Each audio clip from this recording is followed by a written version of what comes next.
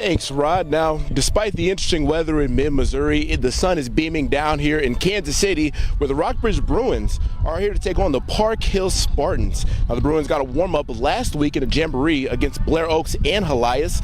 Tonight, they'll go at it full tilt against Park Hill. Now, the Bruins are looking to start the season strong after making it to the Class 6 state semifinal last year. They hope this will be the start of a long season for them, maybe even going further. It was the final day of the Joe Mockins Grade 8 Classic, and we have action from 5 games, including the final game of the night. The Jefferson City Jays made it all the way to the title game on their home court against Union from Tulsa, Oklahoma.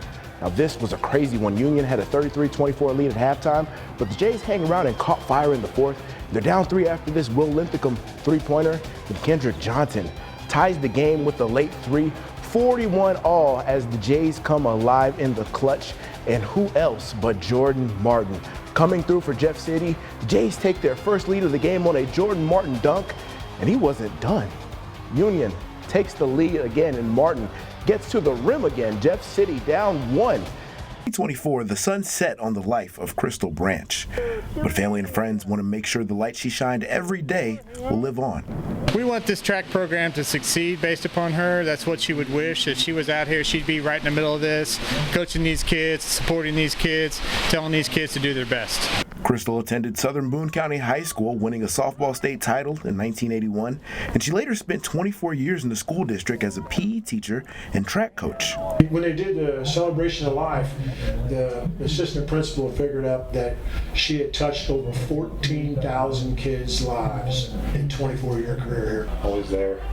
Loved her kids, like her biological and all the kids she coached. This year, despite weather delays, family and friends were able to dedicate Southern Boon's new track facility to their loved one at the first ever Crystal Branch Invitational. But everybody's like, yeah, we'll be there in the rain, and they're still here in the rain and everything like that. So, yeah, it's very overwhelming, humbling, moving, all those words. A cold and cloudy Saturday with rain ever pouring, the community still honored the light that was Crystal Branch.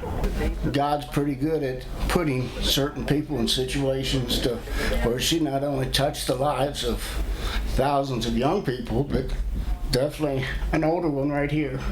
And she's always been special. She's special up there, and I'm sure she's watching in the sunshine. River Region Credit Union is sponsoring the meet for 3 years, donating $25,000, helping Crystal's legacy live on. And where do we see it going? The sky's the limit. The sky's the limit. And there was no limit to the impact Crystal had. In Ashland, Chris Rogers, KRCG 13. 51 years.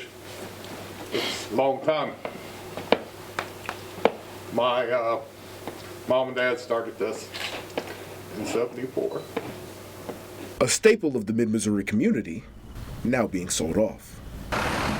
All because of these scenes last summer, when a fire destroyed the Hilkey's ice plant.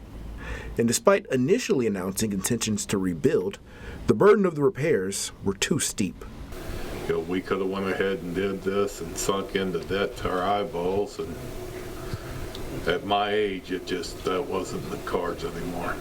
Now, Home City Ice, a company based in Cincinnati, Ohio, is stepping in and hoping to not miss a beat.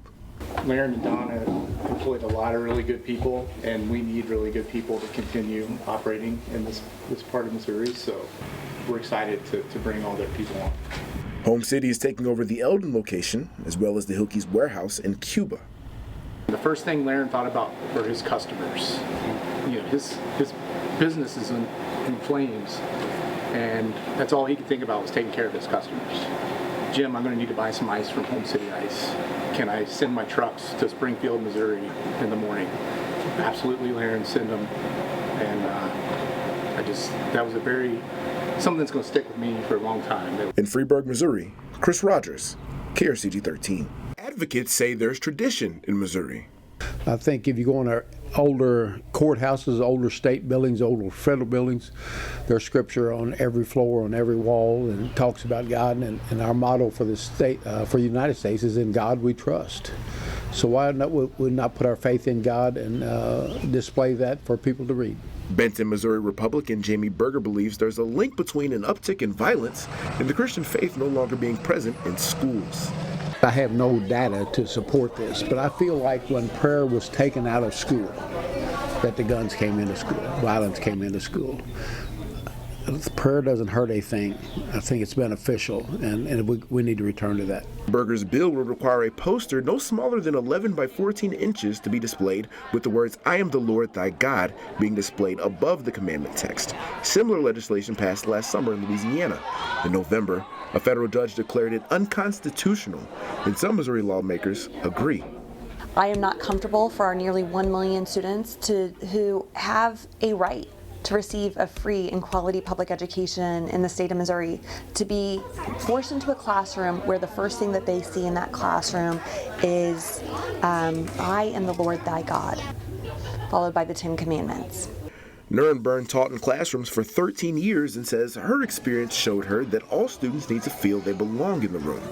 I think our job in public education is to make sure every student, no matter your faith, feels accepted. Predictably, the community is divided in their opinions on the matter. Some see no harm, while others find fault.